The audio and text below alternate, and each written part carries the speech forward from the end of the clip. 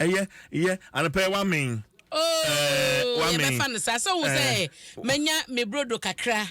O say me an ya na me de ye manya me brodo kakra. Enya me kosua kakra bete na one na sponsor ye. Enam de richoko boss. It's a one sponsor bread in the you know. And I'm a dear richoko ye day a boss on me kele no. Ti ma kele na we ma bete na hasano. Richoko no ade me hia ni me warm water kakra me nya ye. Yes. Free dispenser what I say. My fire me de wo hate no. E breakfast nko ade a na e richoko. Sa wo se breakfast e richoko. Ebi so anadwo wa hu se bia wa ne na ma ukodu fie no ade asan wo pese odidie mu odu wonya richoko a mexe nom da uni problem bibia ho din bia no ebi wo mu nti richoko de e busuan chemfa se de wo ko school ye won nketo asacheto anso de beko efie de ye won sizes ni nyina bi wo honom me patcho me ma richoko empower dining table so da enye bida yan ye koko ya ye local koko ya no ene ye de ye richoko ye creamy a na esanso ye smooth ensisi apo wodi so hye ne gumu a na sane eno ene richoko sije ya no richoko ma me so no pa se de waji box akosi fie ebi na me di ko leave no me shase adwada breakfast in bed na me radio no da do Mrs. Force wo adwuma na ye de na wutie na me tie honorable good morning What about Wadachi? Na koso chi ubo breakfast for yeah, master, my top chocolate, taste of chocolate, his chocolate, latest from your partner for life, and a Vodafone feather together. Abna.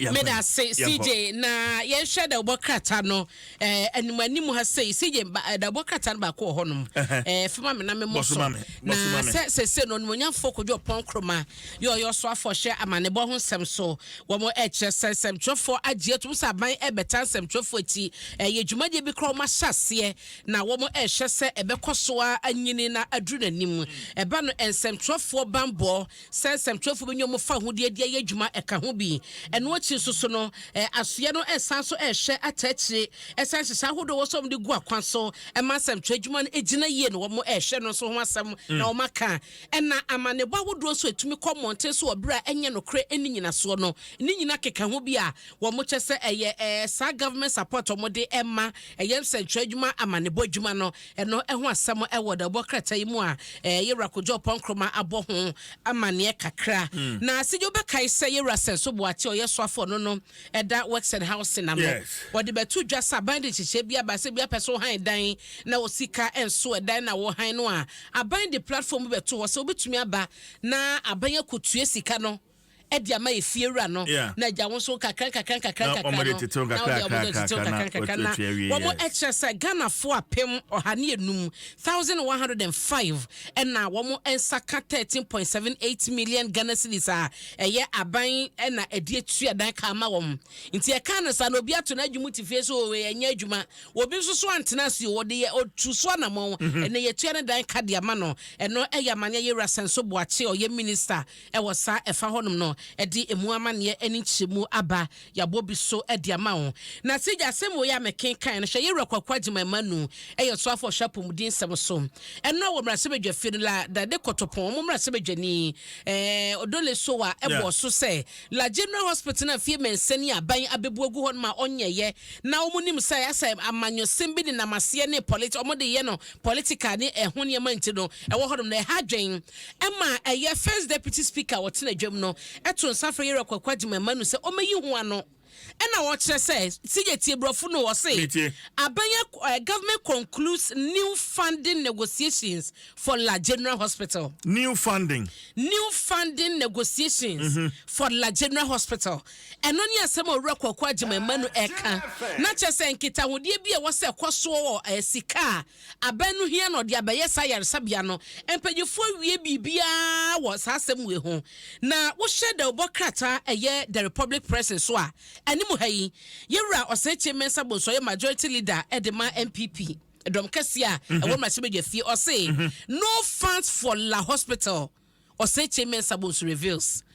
Enti ye say which is which emu dia hena yemfa health minister de no ana no so ma concluding negotiations on fund ya sika na de be o ma di hu nkobo nyina wie no yero say chairman say no funding no funds na what kind story na was say until say IMF be clear Ghana ama ye a clean sheet no enya dia ye benya funded e dia ye sa project no enti de na agima kwakwa agima me no o ka ho asem enti no asasem a omo echeche mu na ye pese ye hunu mu CJ ti omo mrabontin ye na ye ti ase because no dia de o kan nyina no ene say no omo share negotiations no processes ene say e kire aduro ene ade ono no wan share that specific as to say free hefa na say free hefa enti asem we de ye guso aye ni edi eche omo ye hunu ba bia no kra ni gina pa ne asem no ba bia ne nam na ye fa emu ama ne bo ento ato so ti me fa ne say dia mebobo so ema CJ ewo ha no enie enti the finder ena me dia wie ama wo no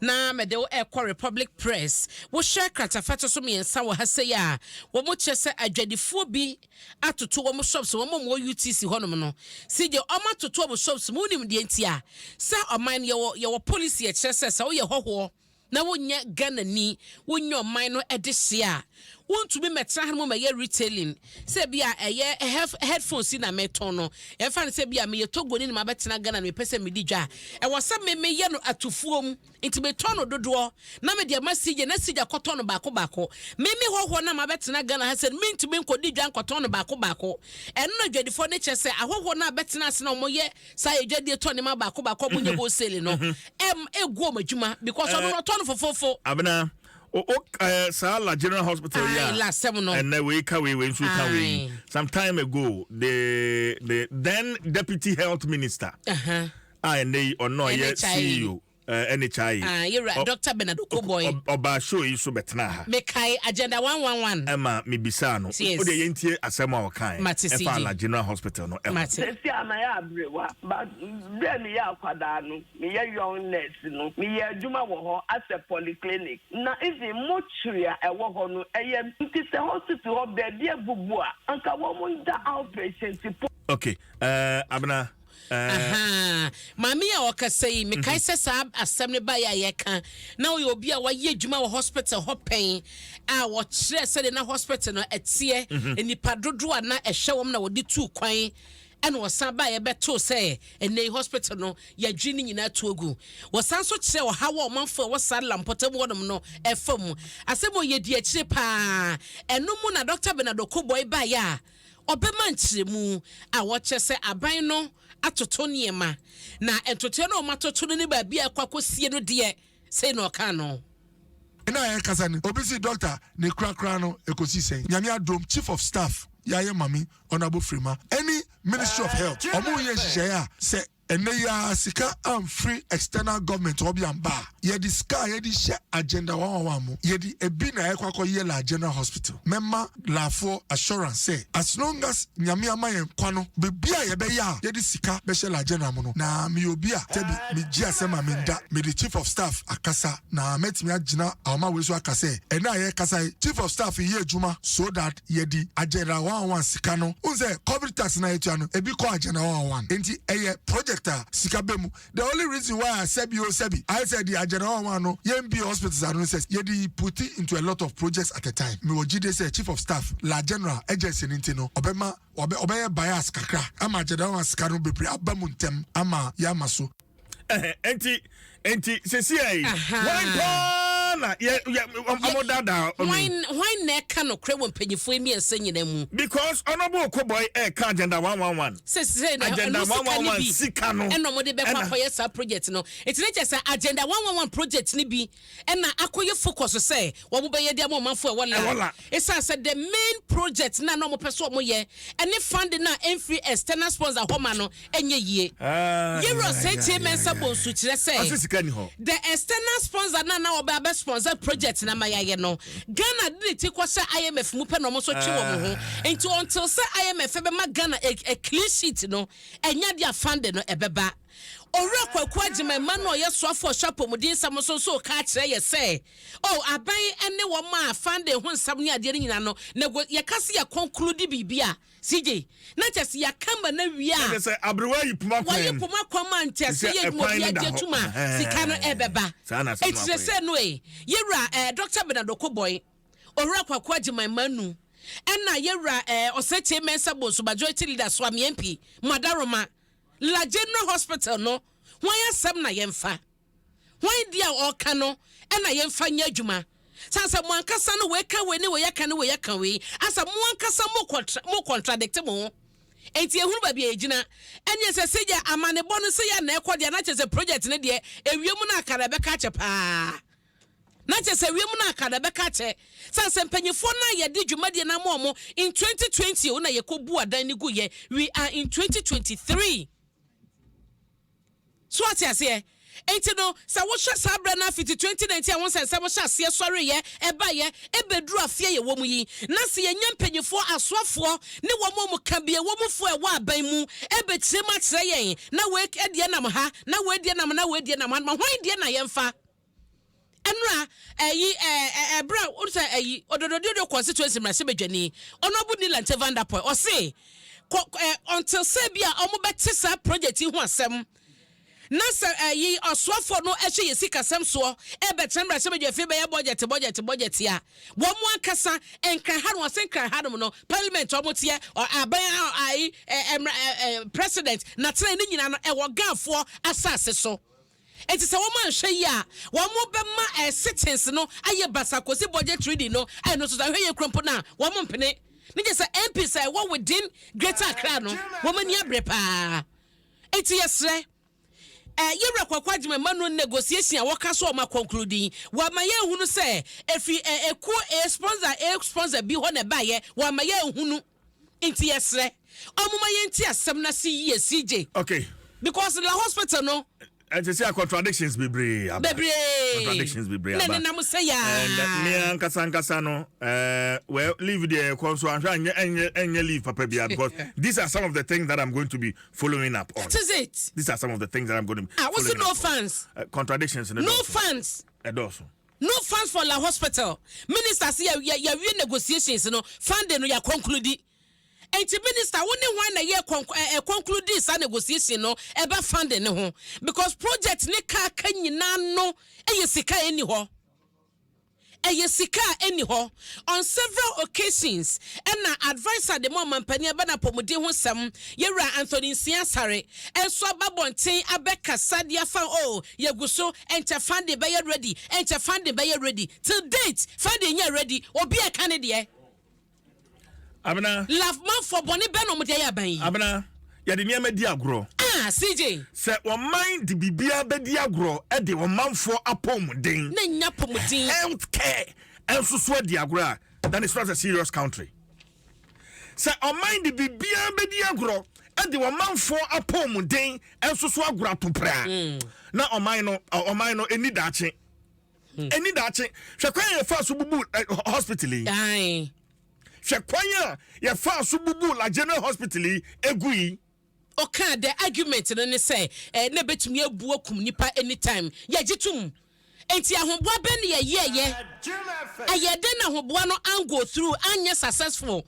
see the 3 years ni o enfie miensa ni eni obi aka de ope obi aka Ghana for de sabi ye fine sabi ye nipa o oh dabi obi aka de ope dabi mpanyefo mo samra health minister aka netie ne majority leader aka netie ne onabo ko bon so ebe test bi hanma ebe kan it agenda 11 de e fan agenda 11 de ne de kan samu a dabi o ma project na se ana dabi no asemi obeka ye twam abosome miensa twam abosome nan abosome miensa sen it project na te sen abosome miensa sen et sen chief of staff no obo ni din no anti frema wadama ayembia la General Hospital hon komo bia beto anim ama waje atum esa mo koye na agenda 11 project bi wo hono mo ana na maje atum a akosi sen project na ehya se da ben e de niam di agro nipa pomudin Ghana And the name agro. When you and I like the stance a minority from taking. Greater Accra Regional MPs now take this decision. No, me boss some because some of these things, someone ya didn't say. Now this year, I'm wala and an important not one move. Nene weka penyi weka we adia beti na enti no mebisa se amane no na omu nyina nya no baako anante ase no omu nim na obi aka ne de ana no kra ne na baako ka no kra ne bi mo so pese omu massage asa man ya dwen se omu ya adwuma na MPP abenya wo so ne yade baako a wo yare communication yare baako a aban wo yare and I meet them. I don't miss words. Me share aban panin bia me ka kire no yare ba kwa ban yare any communication obi e kanadie enti hwan de ne yemfa enna me hunu se sigya ya omo pese omo ya no de massage e ma omo fa kuma to mo yem se de na MPs buafu wo hwela de kotopon MP kanadie na honorable Nilante odododo no so kanadie no anya se de men ka bibia be ma kuma to yem aso ko na no kra ni but they should know that the Ghanaian voter is wise. They should know that you cannot take the Ghanaian voter for a right forever. Abraham Amini, Honorable Rita Odole Sowa, MP, and Kwaba Humano, so on a member of parliament for La Dadeko Tupon constituency. Honorable Timmy Kadum FM Sunni watching. Paso, Ligioso, and it's here for Mina and Man La Dadeko Tupon be saying. Enra ye share etie o e na se be fie passional na wo de kasa efa la general hospital and nei anwen ne se aka nsinse mu you as the member of parliament me gidi say even before enra wo ba be gina na se be fie ho no not behind the scenes want to anamon bebre yen sen komo no ase the effect in so hospital no ISS wo no e de bre wo constituents yen sen komo no ase free ho honorable yo me da se pa and ran your first time on the floor of Parliament. Meba Parliament in 2021. Quickly, made the question about floor no so. I'm a Minister of Health. Every year no. Na chese me kakra no. 2020 and I'm cutting sort August. And see so much shots. And me buy a me who she no. And I'm saying my misa no say I didn't know question. And not so. Insurance bia so say ye ma contractor no eno na delay ni abiade insurance na enche contractor nsabeka na omo project na se ye gusua ye hwehwe me bisana also ebeba afedi our parliament na Sunday paper for buy say omo nya tax exemption for equipment that omo akra omo de be hospital. That was last year around October. Enti no me mind for your demonstration ya de petition akọ nina ankotihwe enti anura me your statement if you say your how na tete any kodanda mame dade kotoponfo na hospital no and 7 la pompe osu adabraka madina na your referral area testing when na mo ba ho na sisia no ye pebebi akwaya sabia eyedin private ones na boy ding and you be no to me afford it nti sisia no ya yen say and na say oba no after the majority that can say I am a funti hospital na sem no aye hanging and rating no Minister of Health so buy oba no someone nya different source of funding and a minority leader bisa say different source of funding no as so they for parliament if it says near the kind of 68 million euro our parliament approve it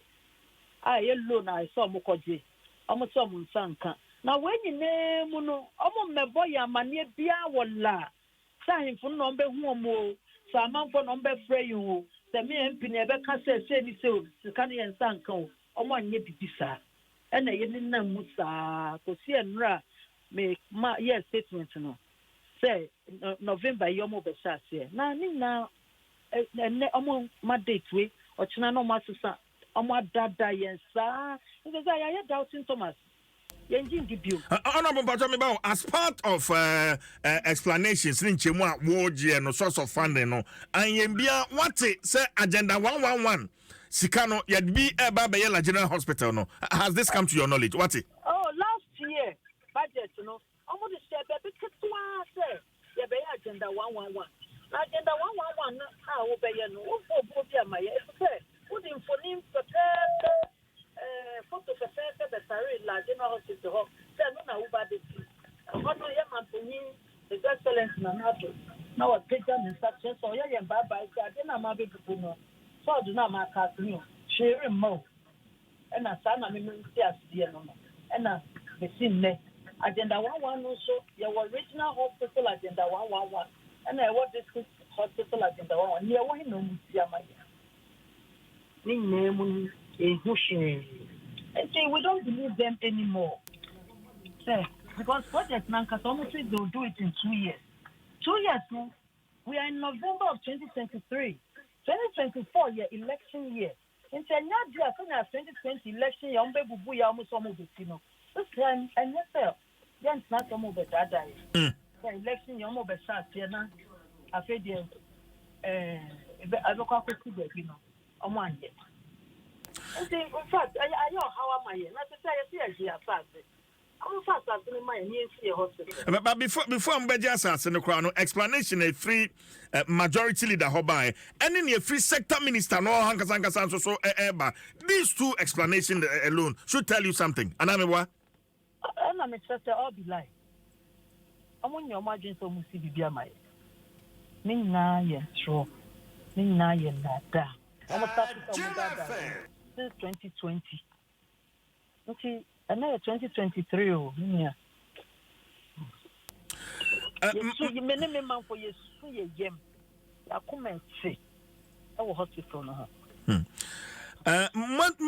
Mambo Adjini be mature minority in the Greater Accra region ahead of the budget reading. And then I'm also person. Oh yeah, person. Ahead of the budget reading, now you call Ministry of Health or. Now I call Ministry of Finance. She said, yeah, expecting a displeasure. Now, honorable Nilam take kind and say, the budget's never. Now you're who more. And you're young, I am my alcohol. More much alcohol. Oh, Ministry of Health. Okay. Ministry of Finance. Because I saw much saying that different sorts of funding. Or say, you're no more kind of joining home. Now next week I'll be trained. Your health minister no. I see. Oh, the young fan come on in see how months and share next week near ABC and Nafi Yasanso Akasebio. Yeah, that's it. Yeah, that's papa. So you see, and you Bribian dear politics or men, but Bribian society media politics. Money ye. It is very important. And never be a honor. Your dear politics. I will make money ye. This is a health facility. Now I serve thousands of people, thousands of Ghanaians. Yeah, Yakubu Buegu. So, and manimia, ye be sifu for ye be self France, and manimia, ye be self France. How many years down the line? How many years? How many years down the line? The last time you come home, now I say, so why? Why are we our own enemies? Why do we treat our own selves as Ghanaians this way? Now ya bubu hospital ni muni nyinagu. Now ya kwajina ha, now I can't wait. Now when swabejina ha, now I can't wait. No proper communication plan on this project, and you think Ghanaians are fools? Say Ghanaians, the Ghana for your Jimmy, and your Bakabiana, na ajatum. Look, the Ghanaian voter. It's wise now. Ghana ni no awatu abano se si anani abie na ntini mu da ho wontimi mesi signboard a wo ya baba wo signboard no so na won kan kire se me ba be si agenda wa ha na ye meto aba ma no wo pa se wo ye politician sabi no kredie enough of all these lies. Enough. Why? No we akogye hanu akawai na wo so akogye hanu akawai okaka sisi apese ana CJ oti Adom FM ana NDC farmer osika ana wugu ya nima ase ana wo ye NDC for adwuma enti bayanka. It is a matter of nipa nkwa. A matter of nipa nkwa. Abena maka asem bia na pese o man bia ode man for healthcare e bia agro sa o man no na say aban ni trimodin. Forget about your agenda 111. So bibi wo ho mo pese mo communicate a eye party mo wo communication teams wo ho team wo ho no ma modim amane ba mo sa bena anasa CJ asam no eye wei mo nyina mo kwa mo nka ne sei na weituma na hwan dia ne yemfa mo fra kodo banji ma mo fra kodo banji ma inde fra no me kasa fra kodo no mra mo fra kodo banji ma no me CJ asam we de e wasa ye di akire sa de ye wura kwakwaji ma no oyi ono abo e kase wo so beba no wa be kire ba bia sika ni fie no omomodia no ma ye hu adwuma ma wo se ye to sa de ba me wie papers no enti CJM said abokata no de find am abomu amane ma ho na Ghanaian Times mu nso no weja dam ne ho sense be se nipa bi agi weja dam no ho nyina eboso wo mo gi ho boso no so enye ohun yenya be koje ho no boso so to na yiri fa wi ana se ye bie na fa wa no asa be gino sa ba meto aduane mani ebe mo watade hye enti Dr. Frema Prempe wo ha sei na one eye enseptrofa wodo ne mpanyifo bia Ghana Water Company Limited no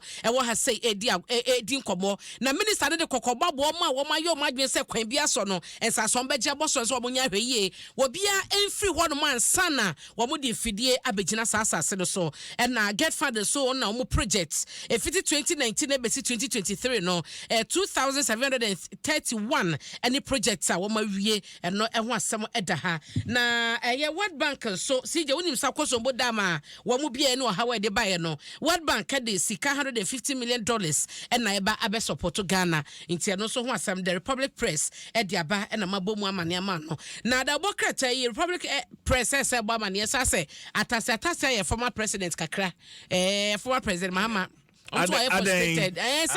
Na no ya omampani Akufo-Addo endorse Dr. Bawumia chese 2024 no ono be hande power no e de ama no no chese ana wo no mamwo nkra want to be abusika no kra no wo hunu ne ntoto ye na asa kodwa kwa kasa chese on de si owi ni abato nko na ehia no na wo chese he has been frustrated bra Akufo-Addo endorse Bawumia no aha no pa ene ya nti omo ba amane se so no so ahyase o bonto a ma wasa da bokrata yi nyina no me hu story no the only TUC for there no oh it's there somewhere because they kita me ha eni ha we so eni ha aha yeso so no man hunu wo ha wa hu nti no me ka kire dom kra ne Kofi wachi ho mo ga ba bi nu se ho se be ba enu tira na bu Kofi Adam sa ba eti amada obokrata ni ma me de me kenkan wo chese oba or the 24-hour economy beba nti anopa wie anwumre nyina no chese gidi no eba be boa generate employment aduma anapa nsia na wapon be ye economy no enna na chese sa economy na TUC for bona baso aduma so bebu so sa eno se e kana ya brogu ho ne ade ni nyina ya hyehye ode ba wode be hwe no watete e ka no so abna so say o kan say dia hu se Kofi Adam obo ni trinko sa say ekoma no iti no amada ma hunu wo ha de batma kenken ti ma boso ama o se yetimi online iti o ma padeda da John Dramani ma so to abase ne manifesto no de beba no o so obegije akuakuo no views into ko TUC eno so na Mustafa ka so beba sem tofo nyina ho obegije so views iti ya mo ya bebre de mo no ma fa nya adwuma so ye wo ha ya mba beto ye CJ me da se abna bo kware de